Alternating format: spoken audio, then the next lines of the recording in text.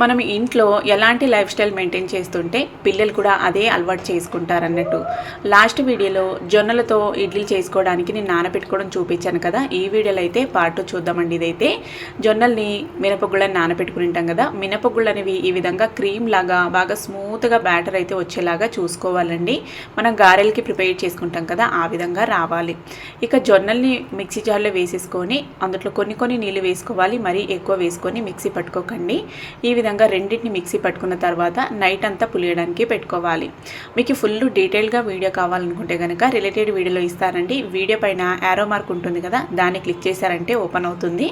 రుచికి సరిపడా ఉప్పు వేసేసుకొని బాగా మిక్స్ చేసుకొని ఇడ్లీ ప్లేట్లోకి బ్యాటర్ వేసేసుకొని ఒక 10-12 నిమిషాలు స్టీమ్ చేసుకున్నారంటే చక్కగా జొన్నల ఇడ్లీలు అయితే రెడీ అయిపోతాయి. వీటిని అయితే మనము అప్పుడప్పుడు రెగ్యులర్గా కూడా తినొచ్చు. పిల్లలకి చేసి పెట్టినా కూడా హెల్తీగా ఉంటారు. నచ్చితే ట్రై చేయండి.